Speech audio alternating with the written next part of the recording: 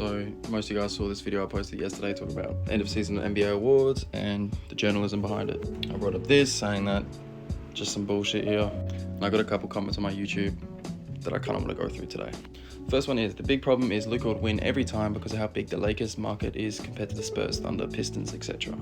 Yes, having a bigger market would mean more people are watching the game, more people talk about it, but it's never really come up in past MVP conversations. Like when it was Shea versus Jokic, I don't think it was in the criteria for these voters to be like, but Jokic is in Denver, is Denver or OKC a bigger market? Then we've got Slavian Toothpaste, W name. Facts, anything that has awards, the only people who can vote are the players themselves and not some random journalists. I think this is an interesting topic to talk about. So if you let the players decide who the MVP is, because if every player was allowed to decide who the award goes to, everyone on the team would just vote for their best player. Or the worst case is everyone would just vote for themselves, and we'd have Rudy Gobert giving himself the number one in the MVP vote. I think if it could be okay if there was a rule saying that you can't vote for yourself, you have to vote for someone. But I still think, you know, the first thing we talked about in the last video was about biases and stuff. I think this would just kind of inflate the bias.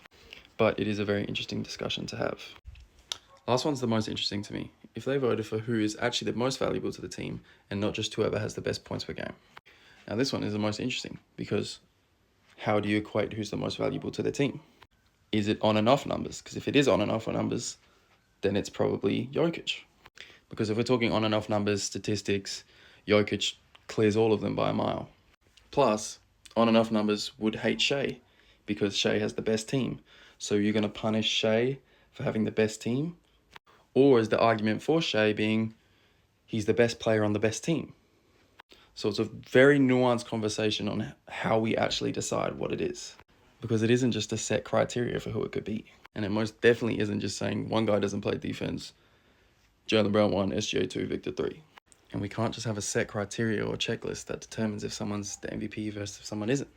Because the sport isn't just black and white. There's so many factors that go into making the decision. That's why I think, like I said previously, we can't have people like this who are holding grudges and holding biases to be able to dictate who's the MVP versus who isn't.